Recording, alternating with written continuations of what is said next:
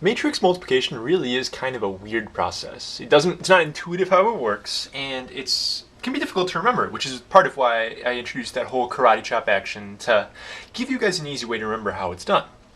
So in this video, I'm just going to take you through a few problems practicing that karate chop action so you can get those steps down and you can see it done and look at these later on in case you forget or you're confused. So this one is very similar to the one that we tried in the last video. Remember, you write down your dimensions first. We have a 2 by 2 and a 2 by 2. Middle numbers match, so you can do it. Answer is going to be a 2 by 2. Take the outside numbers. I'm going to draw myself a nice big matrix here and kind of put my work in it. And then I'll make a nice, clean answer at the end. So my first chop, you always start on the right side, in the right matrix, leftmost column, right here. Got a 1 on my fingers, a 3 towards my hand. 1 is going to land on -2. 1 times -2 is a -2. So I wrote down all 4 little numbers on the last one just so you can have it in your notes like that. Usually what I'll do is I'll just put the 2 numbers, or even I'll just do it all mentally at once. So 1 times -2 is a -2. At the same time, 3 times 6 is going to be an 18.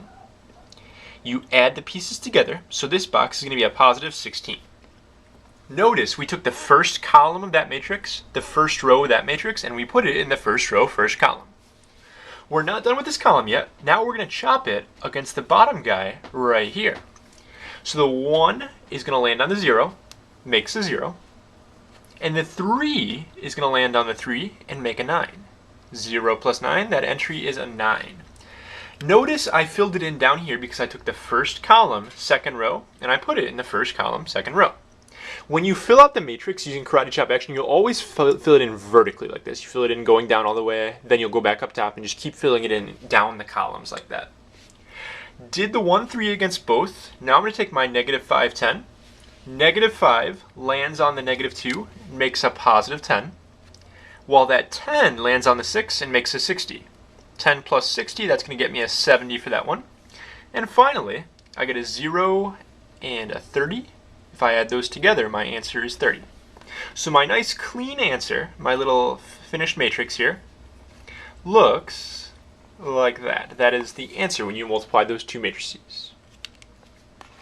I have a couple more problems I want to show you in this video. Kind of mixing up, giving different sized matrices and everything. If you're not sure, if you're still iffy on these, I may maybe look back at the 2 by 2 one again, either from this video or the previous one, and make sure, because now we're going to start dealing with different dimensions. Now at first glance it looks like you can't multiply these. You couldn't add them because they're not the same dimensions. But with multiplying, remember you have to write down the dimensions and see if the middle numbers match. We have a 1 by 3 and we have a 3 by 2. The middle numbers match, so we can do this problem. That's good. It's going to be a 1 by 2 answer. So a 1 by 2, I'll draw myself a nice big work matrix here. This time when I go to karate chop, I actually have 3 numbers on my hand. Those 3 numbers are going to land on those 3, and they're going to make one block, one element in my answer. The 1 lands on the -8. When you chop, 1 is going to land over there on a -8.